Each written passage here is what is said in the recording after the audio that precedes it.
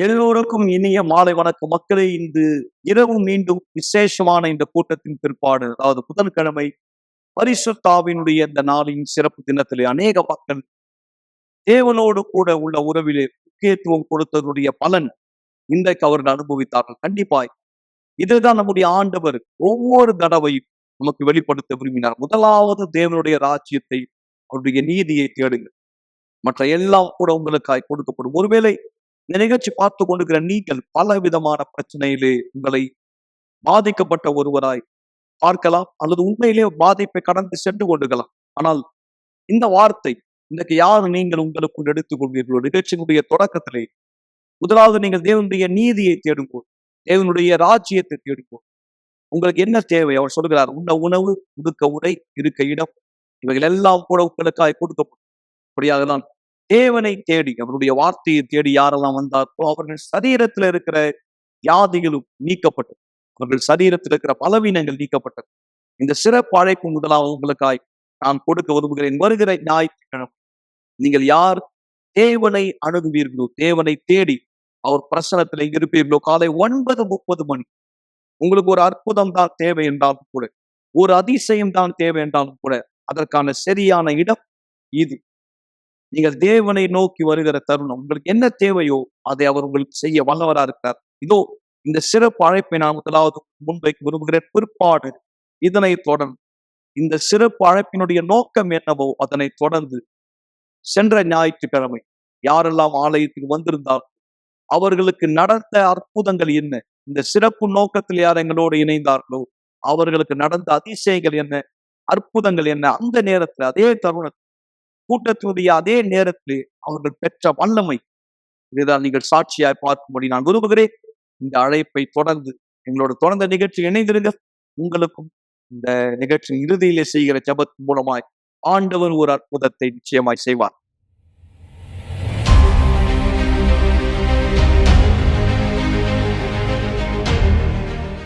கவலைப்படுவதை நிறுத்துங்கள். நிகழ்ச்சியை பார்த்து கொண்டிருக்கிற மக்கள் எல்லோரும் மீண்டும் என்னுடைய இனிய மாலை வணக்கம். இந்த நேரம் நான் நம்முடைய தலைமை சபை மவுண்ட் யூனிவர்சல் ஆலயத்தினுடைய நுழைவாயிலில் நின்று ஞாயிற்றுக்கிழமை அதி அற்புதமான சாட்சிகளை மக்கள் அனுபவித்தார்கள். மே 19ஆம் தேதி அதிசயத்தின் ஒரு துளி அவர்கள் கொண்டு வந்த தண்ணீர் பாட்டிலே விடப்பட்டது. தீர்க்க முடியாத வியாதி, தீராத நோய்கள், தாங்க முடியாத வலிகள், தூக்கமின்மைகள், கெட்ட கனவுகள், மன அழுத்தம், ஐயம், இப்படி பலவிதமான ஆவிக்குரிய தாக்கத்தினால் பாதிக்கப்பட்ட மக்கள் ஞாயிற்றுக்கிழமை அநேக அடையாளங்களை, அதிசயங்களை, அற்புதங்களை அனுபவித்தார்கள் இந்த அதிசயத்தின் துளியின் மூலமாக.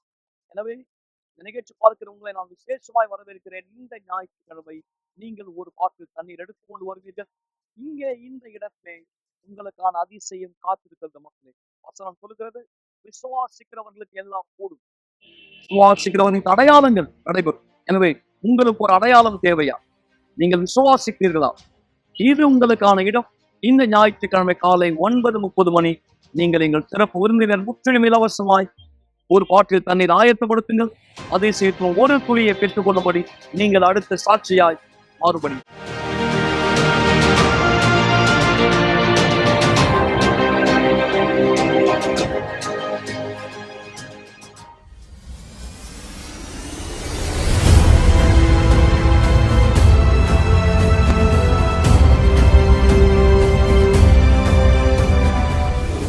உள்ள வரும்போது பாரமா இருந்தது, கைவலி இருந்தது.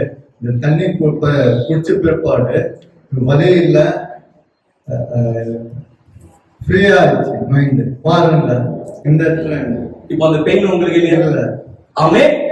தேவனுக்கு மகிமை. இயேசு நாமத்தினால வர முடியல. எனக்கு ரொம்ப கஷ்டமா இருந்துச்சு. எனக்கு மூச்சு வரல. எங்க பொண்ணு கூப்பிட்டு ஜெபம் பண்ண சொன்னான். இந்த பொண்ணு ஜெபம் பண்ணிச்சு. இப்போ வரும்போது எப்படி வந்தீங்க? ரொம்ப கஷ்டமா வந்தேன். நான் வர முடியல. ஆட்டோல வந்தேன் நான். அப்புறமா இப்போ தண்ணி குடிச்சோம், கொஞ்சம் நல்லா இருக்குது. எனக்கு மனசு ஃப்ரீயா இருக்கா? மனசு ஃப்ரீயா இருக்கு. வரும்போதே அழகீங்க. மனசு அழுத்தமா இருக்குதா? அர்த்தமா இருந்துச்சு, பயமா இருந்துச்சு. எதனாலன்னு தெரியல, எதுனாலன்னு தெரியல. இன்னைக்கு காலையில இருந்து காலையில இப்ப தண்ணி குடிச்சதுக்கு அப்புறமா நல்லா இருக்கு. அந்த அழுத்தம் படபடப்புலாம் இல்ல, ஃப்ரீயா இருக்கா? ஆமென்.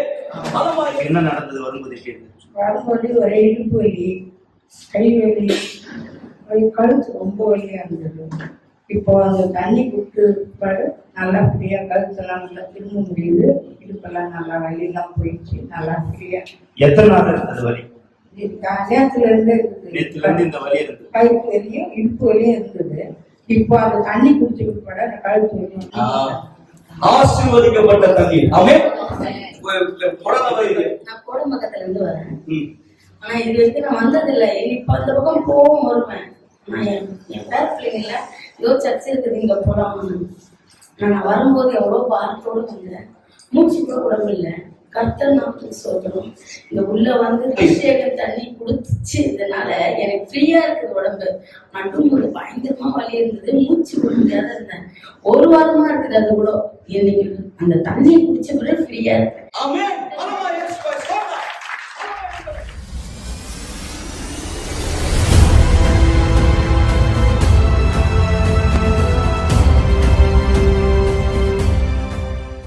மீண்டும் நான் உங்களை நிகழ்ச்சியில வரவேற்கிறேன் மக்களை. நாளை வியாழக்கிழமை ஆலயத்திலே குடும்ப மற்றும் திருமண வாழ்க்கைக்கான ஆலோசனை கூட்டம் நடைபெறுகிறது. ஒவ்வொரு வியாழக்கிழமை நீங்கள் யார் உங்கள் திருமணத்துல பலதரப்பட்ட குழப்பங்களை, கடினமான சூழ்நிலை கடந்து போறீங்க, மேலும் உங்கள் பிள்ளைகளுடைய வாழ்க்கை அல்லது அவங்க எதிர்காலத்தை குறித்த அனுசரணை உங்களை பாதித்து கொண்டிருந்தால் நாளை நீங்கள் வரவேற்கப்படுகிறீர்கள். ஒவ்வொரு வியாழக்கிழமையும் இரவு 7 மணி ஒரு விசேஷமான ஆலோசனை கொடுக்கப்படுகிறது. இதை குறித்து நான் பேசும்போது அடுத்த வாரம் வியாழக்கிழமை சரியாய் திருமணங்களுடைய கொண்டாட்டம் என்ற ஒரு சிறப்பு தினம். அதாவது ஒவ்வொரு தம்பதியர் விசேஷமாய் தேவனுடைய பிரசனத்திலே ஆசீர்வதிக்கப்பட போகிறார்கள். மேலும் இளப்பெண்கள், இளமாக்கள், நீங்கள் திருமண வயதை உடையவரா இருந்தால், இந்த திருமணமானவரா இருந்தால், நான் உங்களுக்கு முன்பாகவே இந்த அழைப்பை கொடுக்கிறேன். அடுத்த வியாழன் எங்களோடு இணைகள். அதை குறித்த தெளிவை விளக்கத்தை பெற விரும்பினால் நாளை நீங்கள் எங்களோடு இணைய மறக்க வேண்டாம். இந்த தருணம் ஆவிக்குரிய அடையாளங்களுடைய 10 பாதிப்புகளை குறித்த ஒரு வீடியோ நான் உங்களுக்கு முன்வைக்க விரும்புகிறேன் மக்கள். ஏனென்றால் இந்த ஆவிக்குரிய பாதிப்பிலிருந்து நான் விடுதலை பெற முடியுமா என்ற கேள்வி அநேக மக்களுக்கு உண்டு. ஒருவேளை பல இடங்களுக்கு சென்று நீங்க இந்த ஆவிக்குரிய பிரச்சனைகளிலிருந்து மீள முடியாமல் போராடி கொண்டிருக்கலாம். எவ்வளவு பணங்களை நீங்கள் செலவழித்திருக்கலாம். ஆனால் மாறாத நிலைமை மோசமாவதை பார்க்கிறேன். ஆனால் ஆவிக்குரிய பாதிப்பிலிருந்தும் நீங்கள் விடுபட முடியும் என்பதனுடைய சாட்சியை நான் உங்களுக்கு முன்வைக்க விரும்புகிறேன். ஆனால் அடையாளங்கள் என்ன? ஆவிக்குரிய பாதிப்பு என்பது என்ன? அடையாளங்களை பாருங்கள். பிற்பாடு இந்த சாட்சி உங்கள் கண்களை திறக்கும்படி. உங்களால் தூங்க முடியவில்லை, ஆனால் அலாரம் ஆஃப் ஆகி விடுகிறது. பிற்பாடு மிக அலுவலான வேலையை செய்ய நீங்கள் தூங்குகிறீர்கள். ஏராளமான காஃபி, எனர்ஜி ட்ரிங்கை உட்கொண்டு அந்த நாளை நீங்கள் கடந்து செல்கிறீர்கள். இழந்தவராய் இப்படியாவது அவங்க வாழ்க்கை சென்ற வருடம் முழுவதும் இருந்தது. நாளை உறங்க முடியவில்லை என்பது சாதாரணமான ஒரு விஷயம் அல்ல. இது மாத்திரம் நீங்கள் சந்திக்கிற பிரச்சனைகள் அல்ல. வீட்டில் நீங்கள் பார்க்கிற அந்த நிழல்களை பற்றி என்ன சொல்வது? இப்படி அதிலிருந்து நீங்கள் விடுபட போகிறீர்கள். மீண்டும் நேற்று ராத்திரி உடலில் அழுத்தத்தை உணர்ந்தீர்கள். இருக்கப்படுவதை போல உணர்ந்தீர்கள். தூக்கத்திலே முரமானதை போல உங்களால் அசையவோ அல்லது கத்தவோ கூட முடியவில்லை. உங்கள் உயிரே கூட போகக்கூடிய அளவிற்கு காலை வேலை வருகிறது. மீண்டும் அலாரம் ஆஃப் ஆகிறது. நீங்கள் பரபரப்பான அலுவலை மீண்டும் துவங்குகிறீர்கள். இது பேசுவதற்கு மிக கடினமான ஒரு சூழ்நிலை. இந்த வழக்கமான தொடர்கதை விட்டு வெளியே வர வழி உண்டா? டிவி தானாகவே ஆஃப் ஆகி விடுகிறது. வீட்டில் தனியே இருந்தாலும் கூட யாரோ ஒருத்தர் உங்கள் பொருளை மாற்றி மாற்றி வைக்கிறார்கள். நீங்கள் ஆவிக்குரிய தாக்குதலுக்கு பாதிக்கப்பட்டிருக்கிறீர்கள். இது 5வது தடவை இந்த மாதம் பதற்றத்திற்கான மாத்திரை வாங்க நீங்கள் மருந்து கடைக்கு சென்றது. இந்த மாதத்திலே அதிர்ச்சி தாக்குதலில் இருந்து உங்களை காத்துக் கொள்ளும்படி இறந்து போன குடும்பம் ஒருத்தர் உங்களோடு பேசுவதை போன்ற குரல்களை கேட்கலாம். இது இனி உங்கள் வாழ்க்கையாய் ஒருபோதும் இருக்கக்கூடாது.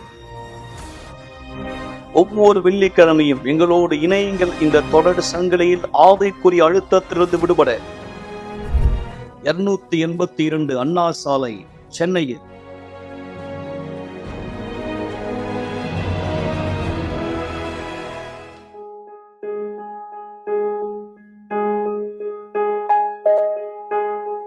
தான் துபோ கோவில் இருக்கிறேன். துபே கோவில் இருக்கிற யூனிவர்சல் ஆலயத்துக்கு நாங்கள் செல்கிறோம். இது என்னுடைய மனைவி மீனா. துபேகோவில் இருக்கிற யூனிவர்சல் ஆலயத்துக்கு நாங்கள் செல்வதற்கு முன்பாக வாழ்க்கை அழிக்கப்பட்டிருந்தது. சிறு வயது முதல் நான் குடிப்பழக்கத்துக்கு அடிமையாகி விட்டேன். என்னால் அந்த குடியை நிறுத்த முடியவில்லை. படிப்படியாய் அது அதிகரித்து எனக்குள் பலமான ஒன்றாக அது மாறிவிட்டது. குடிப்பழக்கமானது எனக்குள்ளாக படிப்படியாய் அதிகரித்து கொண்டே வந்தது பலமாக. அதாவது ஒரு நாளைக்கு 1 பாட்டில் துவங்கி பிற்பாடு 2 பாட்டில் 3 பாட்டில். இதை பார்த்த என் மனைவி என்னிடத்திலே பேசினால், நான் மிக அதிகமாய் குடிக்கிறேன் என்று அவள் என்னிடத்திலே சொன்னாள். நான் செய்கிற தவறான காரியத்தை எனக்கு சொன்னாள். இதற்குள்ளாக அநேக வாக்குவாதங்கள் ஏற்பட்டு அந்த வாக்குவாதம் கை கலப்பாய் மாறியது. கத்தியினால் அவளை காயப்படுத்திருக்கிறேன். பல தடவை நான் அவரை கொல்ல நினைத்திருக்கிறேன், முயற்சித்திருக்கிறேன். சில நேரத்தில் அவளும் கத்தி அல்லது ஏதாவது ஒரு பொருளை எடுத்துக்கொள்வாள். அவளை தற்காத்துக் கொள்ள என்னை திரும்ப அடிக்கும்படி. நாங்க யூனிவர்சல் ஆலயத்துக்கு வரதுக்கு முன்னாடி என் கணவருடைய கெட்ட பழக்கத்தின் காரணமா நான் குடிப்பேன், ரொம்ப தவறா நடந்துப்பேன். என் முழு வாழ்க்கையும் மோசமான நிலைமையில இருந்தது. இதை என்னால தாங்க முடியல. நான் ஒரு சமாதானமான வாழ்க்கை வாழ விரும்பினேன். ஆனா அது நடக்கல. எனக்கு விசுவாசம் இருந்தது. நான் எல்லா நாளும் ஜபிச்சேன். இவர் மாறணுங்கிறதுக்காக ஜபிச்சேன். எனக்கு நாட்கள் செல்ல செல்ல இது நடக்குமா இல்ல நடக்காதா, இது போகுமா போவாதான்னு தோண ஆரம்பிச்சிடுச்சு. கெட்ட பழக்கம் மிக மோசமானது. நான் கடன் வாங்கி குடிக்கிற அளவுக்கு சென்று விட்டேன். மேலும் மேலும் மேலும் அநேக இடத்திலே கடன் வாங்க நான் தீர்மானித்தேன். கடன் வாங்கினேன். ஆனால் என்னால் அந்த கடனை திரும்ப செலுத்த முடியவில்லை. கடன்காரர் மத்தியில எனக்கும் பிரச்சனை ஏற்பட்டது. பல நேரத்தில் அவர்கள் இவன் உயிரோடு இருக்கக்கூடாது, என்னை கொண்டு விடலாம் என்று கூட அவர்கள் திட்டம் தீட்டுகிறார்கள். காரணம், நான் கடனாய் வாங்கிய பணத்தை என்னால் அவர்களுக்கு திரும்ப செலுத்த முடியாத காரணத்தினால. வீட்டு முதலாளி என்னை என் வீட்டை காலி செய்யும்படியாய் ஒரு தரம் கூறினார். முன்பு நான் 10,000, 20,000, 30,000 டாலர் வரை கொடுப்பேன். ஆனால் இப்போது என்னால் $1,000 கூட கொடுக்க முடியவில்லை. வீட்டு முதலாளிக்கும் எனக்கும் மத்தியில ஒரு வாக்குவாதம் உண்டாயிற்று. அவர் என்னை வெளியே தள்ளி நோட்டீஸ் கொடுத்தார். அவர் சொன்னார், நீ எல்லாவற்றையும் எடுத்துக்கொண்டு காலி செய்ய வேண்டும், இனி நீங்க இருக்கக்கூடாது. என் நிலைமை இன்னும் மோசமானது. நான் இன்னும் மேலும் மேலும் குடிக்க ஆரம்பித்தேன். நான் குடித்து காலை எழுந்திருக்கும் போது எல்லாம் ஒழுங்காகும் நினைத்தானால் எல்லாம் மோசமாகியது. நான் குடிக்கும் பொழுது பிரச்சனையை மறப்பேன், எனக்கு மிக நன்றாக இருக்கும். ஆனால் அந்த போதை இறங்கின பிற்பாடு மீண்டும் என் பிரச்சனைகள் பெரிதாகும். திரும்ப குடிப்பேன், நாள் முழுவதும் குடிப்பேன். பிரச்சனைகள் குறைவதை போல நான் நினைத்துக் கொள்வேன். ஆனால் அந்த போதை தெரிந்து எழுந்த உடனே மேலும் மேலும் மேலும் பிரச்சனை அதிகமாகிக் கொண்டே வந்தது. ஒரு நாள் என்னுடைய வேலை ஸ்தலத்திலே என்னுடைய நண்பர் ஒருத்தர் என் வேலை ஸ்தலத்திலே என்னோடு பேசிக் கொண்டிருந்தார். அவர் என்னிடத்திலே சொன்னார், நான் யூனிவர்சல் ஆலயத்துக்கு சென்று கொண்டிருக்கிறேன். அந்த நேரம் நான் குடித்துக் கொண்டிருந்தேன். என் கையில ஒரு பியர் இருந்தது, என் கையில சிகரெட் இருந்தது. ஆனாலும் அவர் சொல்வதை நான் கேட்டுக் கொண்டிருந்தேன். காரணம், நான் மிகவும் அதிர்ச்சியா இருந்தேன். அவர் ஆலயத்துக்கு சென்று கொண்டிருக்கிறார் என்று கேள்விப்பட்டவுடன் நான் அதிர்ச்சியானேன். அவருடைய பிரச்சனையும் என்னுடைய பிரச்சனையை போல்தான். ஏனென்றால் நாங்க இருவருமே நண்பர்கள். அன்றைக்கு வெள்ளிக்கிழமை, எனக்கு தெரியாது அது விடுதலை நாள் என்று. ஏனென்றால் யூனிவர்சல் ஆலயத்தில் வெள்ளிக்கிழமை விடுதலை நாள். நான் ஒருபோதும் யூனிவர்சல் ஆலயத்துக்கு முன்பு சென்றதில்லை. நான் 7 மணிக்கு கூட்டம் தொடங்குவதற்கு முன்பாகவே ஆலயத்துக்குள்ளே சென்று விட்டேன். ஆனால் நான் முழு போதையா இருந்தேன். அதுதான் நான் யூனிவர்சல் ஆலயத்துக்கு முதலாவது செல்வது. நான் சென்று அங்கே அமர்ந்தேன். நான் ஆலயத்துக்குள்ளே சென்று உட்கார்ந்த சமயம் போதகர் கேட்டார், நீங்க முதல் தடவை ஆலயத்துக்கு வரீங்களா? நான் இதுவரைக்கும் ஆலயத்துக்கு போனதே இல்லை. நான் சொன்னேன் ஆமா. அவர் கேட்டார், நீங்க குடிச்சிருக்கீங்களா? நான் சொன்னேன் நான் குடிச்சிருக்கேன். நீங்க சிகரெட் பிடிச்சிருக்கீங்க? நான் சொன்னேன் நான் சிகரெட் பிடிச்சிருக்கேன். ஏன்னா என்னால எதையும் மறைக்க முடியாது. நான் என்னெல்லாம் செய்தனும் எல்லாமே வெளிப்படையா தெரியுது. ஒரு நாள் ஏறத்தாழ ஒரு 1.5 வாரத்துக்கு பிற்பாடு எனக்குள்ளாக ஒரு எண்ணம் தோன்றியது, இது போதும், நிறுத்து. நான் உடனே தேவனிடத்தில் ஜெபித்தேன். தேவனே, நான் சொன்னேன், தேவனே போதும், இனிமேல் இது போதும். நான் அப்படியாக ஜெபித்தேன். ஆண்டவராக இயேசுவே, எனக்கு சரியாக என்ன செய்ய வேண்டும் என்று தெரியவில்லை. நான் பெரும் குழப்பத்தில் இருக்கிறேன். நான் ஆலயத்துக்கு சென்று கொண்டிருக்கிறேன், ஆனால் நான் தொடர்ந்து குடித்துக் கொண்டிருக்கிறேன், தொடர்ந்து புகைப்பிடித்துக் கொண்டிருக்கிறேன். என் வாழ்க்கையில் எந்த மாற்றமும் இல்லை. நான் சொன்னேன், ஆண்டவராக இயேசுவே, என்னுடைய வாழ்க்கையில எனக்கு ஒரு மாற்றம் தேவை. நான் அவரிடத்திலே ஆண்டவரிடத்திலே ஜெபித்தேன். ஆண்டவரிடத்திலே நான் பேச ஆரம்பித்தேன். நான் இங்கே இவ்விடத்திலே பேசுவதை போல நான் தேவனிடத்திலே பேசிக் கொண்டிருந்தேன். நான் சொன்னேன், தேவனின் வாழ்க்கையில் ஒரு மாற்றம் தேவை. மறுநாள் காலை நான் எழுந்து என் மனைவி இடத்திலே சொன்னேன், நான் குடியை நிறுத்திவிட்டேன். என் மனைவி என்னை பார்த்து சிரிக்க தொடங்கினாள். அவர் சொன்னா, என்னால் நம்ப முடியவில்லை. நான் சொன்னேன், ஆமாம், எல்லாமே முடிந்து விட்டது, அவ்வளவுதான். என் மனைவி நம்பவில்லை. உடனே என் மனைவி என்னுடைய படுக்கை அறைக்கு சென்றால், சமையல் அறைக்கு சென்றால், அங்கே நான் வழக்கமா எங்கெல்லாம் குடியை ஒழித்து வைப்பேனோ போதை பொருளை எல்லாவற்றை எடுத்து எல்லா குடியை சிங்கிலே ஊற்றினாள். நான் பார்த்து கொண்டிருந்தேன். எல்லாவற்றையும் அவள் ஊற்றினால் அந்த நாள் துவங்கி எல்லாமே மாறி போனது. அந்த நாள் துவங்கி என் வாழ்க்கையில் எந்த கெட்ட பழக்கத்துக்கும் இனி இடமில்லை. சிகரெட், குடிப்பழக்கம், மற்ற எல்லாமே என் வாழ்க்கையிலிருந்து மறைந்து போனது. எல்லாமே படிப்படியாய் மாற துவங்கியதால் மெதுவாக படிப்படியாய் எனக்கான கதவுகள், எனக்கான வழிகள், ஒவ்வொரு விதத்திலும் ஒவ்வொரு இடத்திலும் எனக்கான வழிகள் படிப்படியாய் திறக்கப்படுவதை நான் பார்த்தேன். நான் ஒரு சொந்த அபார்ட்மெண்ட் வாங்கினேன், கட்டினேன். உண்மையிலே ஒவ்வொன்றாய் சேர்ந்து கொண்டே வந்தது. அதுக்கு அடுத்த ஆண்டு இன்னொரு அபார்ட்மெண்ட் நான் வாங்கினேன். அதன் பிற்பாடு இன்னொரு அபார்ட்மெண்ட் நான் கட்டினேன். அதுக்கு அடுத்த வருடம், அதற்கு அடுத்த வருடம் நான் இன்னொரு அபார்ட்மெண்ட் கட்டினேன். அதுக்கு அடுத்த வருடம் எல்லாவற்றையும் முழுமையாக்கக்கூடிய ஒரு திட்டத்தை உருவாக்கினேன். ஒரு ப்ராஜெக்ட். மேற்கூரை போடப்பட்டது, முற்றம் வேலி அடைக்கப்பட்டது.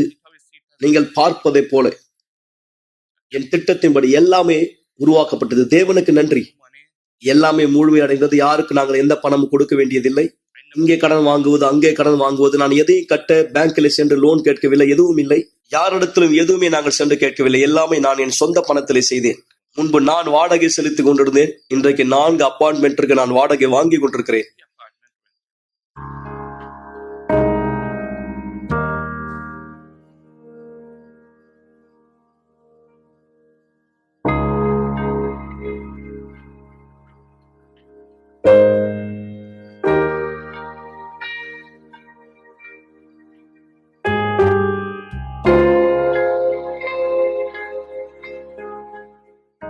இன்னைக்கு நான் தேவனுக்கு நன்றி செலுத்துறேன்.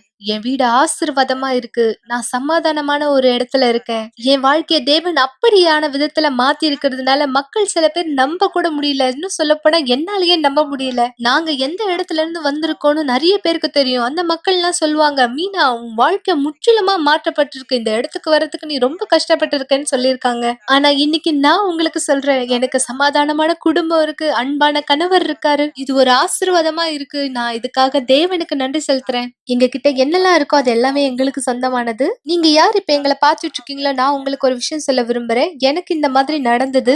உங்களுக்கு கூட ஒரு வேலை நடந்துகிட்டு இருக்கலாம் இந்த மாதிரியான பிரச்சனை. உங்க கணவரை விட்டு போகணும்னு நினைக்கிறீங்க, தற்கொலை முயற்சி எடுக்கணும்னு நினைக்கிறீங்க, பிரச்சனை அதிகமா இருக்குன்னு நினைக்கிறீங்க. ஆனா உங்க விசுவாசத்துல மட்டும் சோர்ந்து போகாதீங்க. தொடர்ந்து தேவனுக்குள்ளாக நிலைச்சிருங்க. தேவன் உங்களுக்கு எல்லாவற்றையும் செய்யக்கூடியவரா இருக்காரு. தேவன் இன்னைக்கு எங்க வாழ்க்கையில செஞ்சிருக்காரு, உங்க வாழ்க்கையிலும் செய்யக்கூடியவரா இருக்கு. இந்த சாட்சியை பார்த்த நீங்கள் இவர் வாழ்க்கை எப்படி அசுத்தத்தின் பிடியில் இருந்தது என்று பார்த்தீர்கள் இல்லையா?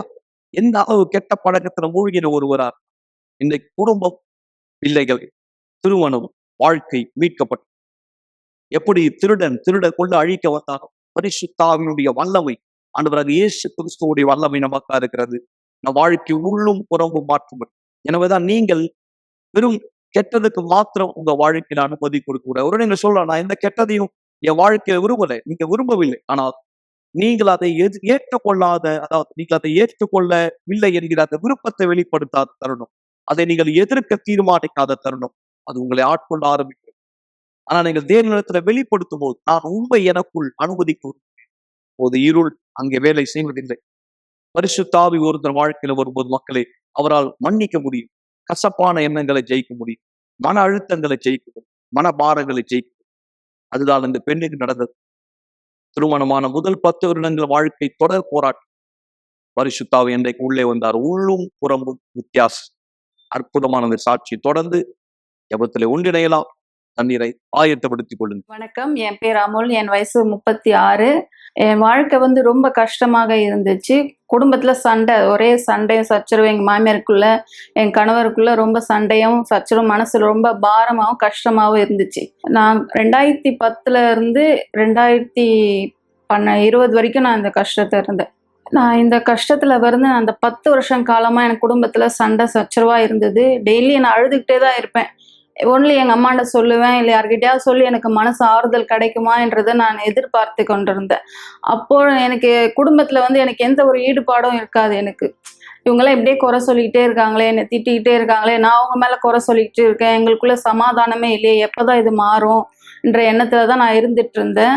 அப்பெல்லாம் எனக்கு கவலை தான் ரொம்ப அதிகம், மனசு ரொம்ப பாரமா இருக்கு, யார்கிட்ட அழுவணும், சொல்லி என்னுடைய கஷ்டத்தை சொல்லி அழுவணுன்ற எண்ணம் தான் எனக்குள்ள அதிகமா இருந்துச்சு. நான் வந்து வீட்டுல வந்து உட்காந்துட்டு நான் அழுதுகிட்டு தான் இருந்தேன். யாராவது எனக்கு கஷ்டம் கேட்பாங்களா, அவங்க கிட்ட நான் சொல்லணும், அவங்கக்கிட்ட இருந்து நான் பக்கத்து வீட்டில் அக்கத்து வீட்டிலலாம் போக மாட்டேன். ஏன்னா அவங்க எல்லாம் எனக்குள்ள ஏதாவது எப்படின்னு சொல்றது, எங்கள் வீட்டுக்கார் போவாத அக்கம் பக்கம் உட்காராதன்னு சொல்லிடுவாரு. அதனால நான் வீட்டில் உட்காந்து அழுதுகிட்டு இருப்பேன். அம்மா அந்த நேரம் வருவாங்க, எனக்கு அவங்க கிட்ட சொல்லுவேன். ஒரு வாட்டி அம்மா வீட்டுக்கு போவேன், அந்த நேரம் அவங்க கிட்ட சொல்லி நான் அழுவேன். இந்த மாதிரி கஷ்டமா இருக்குது, எனக்கு எந்த விதமான மனசுல வந்து எப்ப பாரு எனக்கு கஷ்டம், எனக்கு பணம் கஷ்டம், வேற இந்த குடும்பத்துக்குள்ள ரொம்ப கஷ்டமா இருக்கு, மாமியார் எதனா சொல்லிடுறாங்க, வீட்டுக்காரர் எதனா சொல்றாருன்னு சொல்லிட்டு நான் அவங்க கிட்ட நான் சொல்லி அழுவேன். எனி டைம் என் வாழ்க்கை ஃபுல்லா அழுவதா இருந்துச்சு, எனக்கு சந்தோஷமே இல்லாம இருந்துச்சு. என் பிள்ளை குழந்தை பிறந்தும் போது கொண்டு எனக்கு அழகா இருந்துச்சு என் வாழ்க்கை. சந்தோஷம் சிரிப்புன்ற வாழ்க்கையே எனக்கு என் வாழ்க்கையில இல்லை. இந்த 10 வருஷ காலத்துல எனக்கு இந்த அழுகையை தான் நான் கண்டுட்டு இருந்தேன். நான் வந்து இந்த கண்ணீரும் கஷ்டம் ரொம்ப அதிகமா இருந்துச்சு. நான் அப்போ வந்து நான் ரொம்ப அழுதுகிட்டே இருந்தேன். என் வாழ்க்கை ரொம்ப அழிக்கப்பட்டதாகவே இருந்துச்சு. நான் அப்போ வந்து இந்த யூனிவர்சல் ஆலயத்திற்கு வந்துட்டு இருந்தேன்.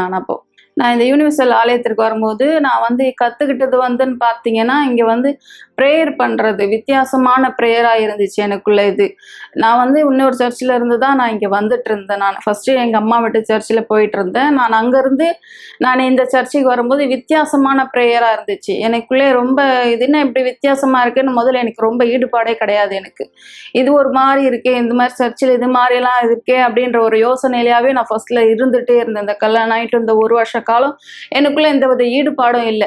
இந்த சர்ச்சுக்கு எனக்கும் என் சம்மந்தமே இல்லாத மாதிரி நான் இருந்துட்டு இருந்தேன். அதுக்கப்புறம் தான் நான் முன்னோக்கி நான் போயிட்டு அப்புறம் நான் யோசிச்சுட்டு இருந்தேன், எனக்கு என்ன இப்படியே இருந்துட்டு இருக்கேன், என் வாழ்க்கையில ஒரு மாற்றமோ இல்லையே, நான் என்ன பண்றதுன்னு சொல்லி தெரியாம இருக்கும் போது எனக்கு அங்க இருக்கிற அசிஸ்டன்ட்லாம் எனக்கு வந்து கொஞ்சம் ஹெல்ப் பண்ணாங்க.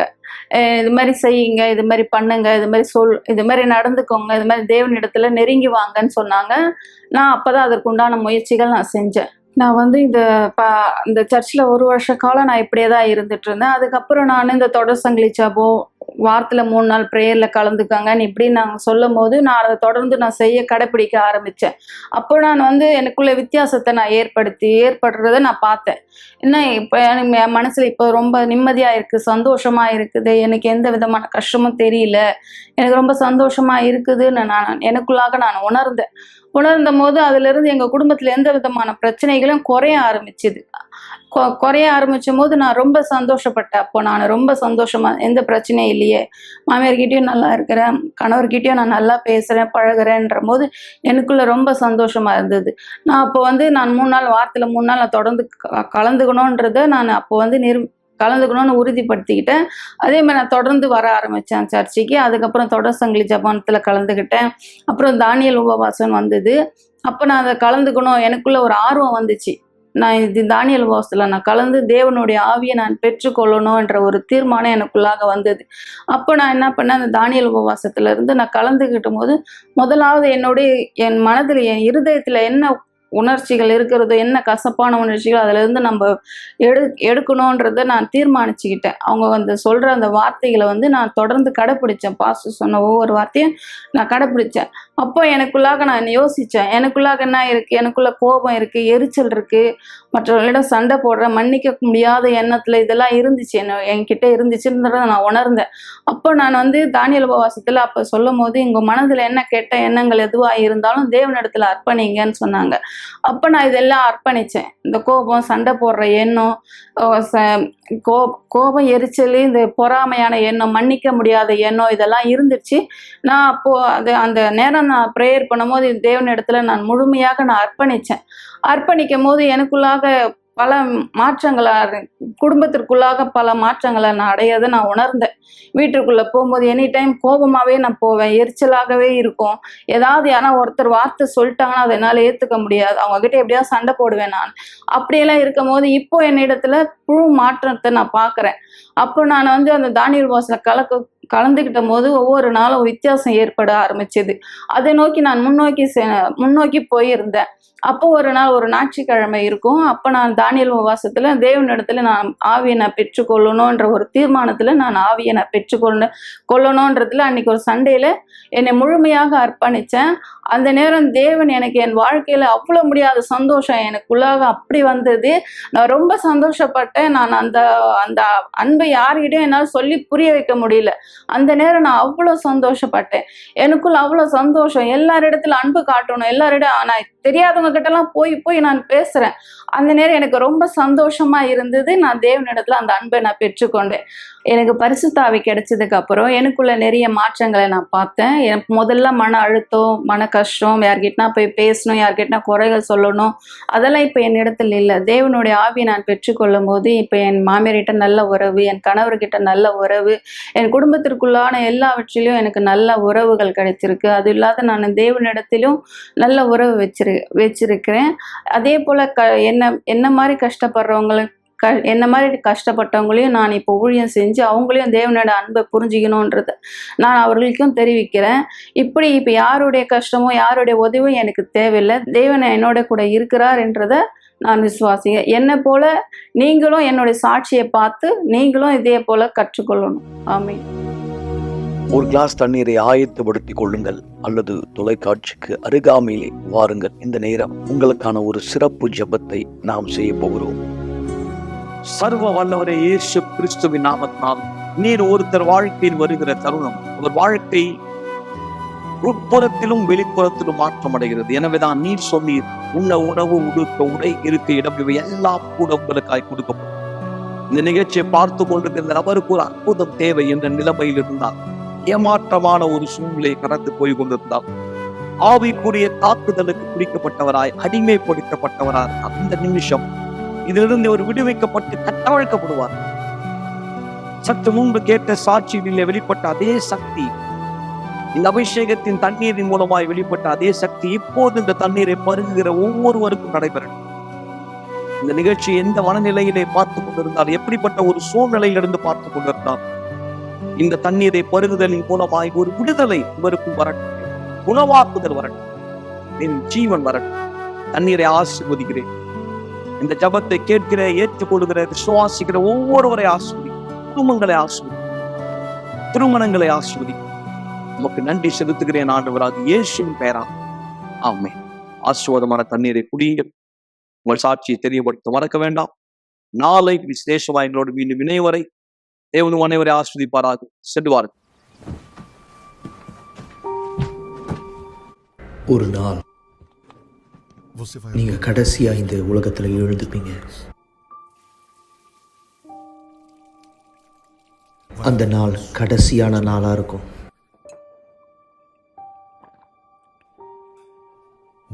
கடைசியா ஒரு முறை நீங்க காலை உணவை சாப்பிடுவீங்க.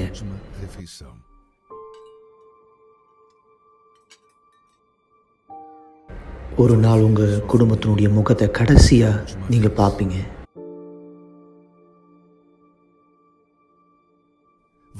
உங்களுடைய கடைசியான வார்த்தையை சொல்லுவீங்க.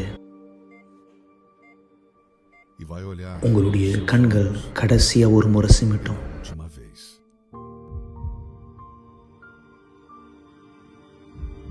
உங்க இருதய துடிப்பு கடைசியா ஒரு முறை துடிக்கும்.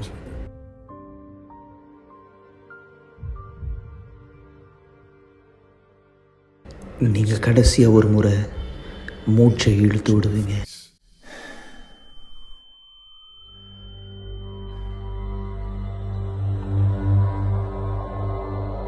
அந்த நேரம் உங்களுடைய ஆவிக்குரிய கண்களை திறக்கப்படும்.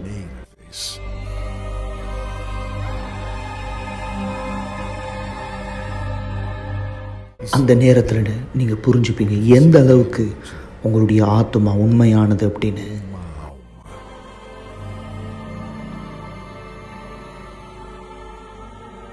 அந்த நாள் இந்த பூமியில நடந்தது எல்லாமே உங்களுடைய ஆத்மாவை காப்பாற்ற மட்டும் நீங்க புரிஞ்சுப்பீங்க.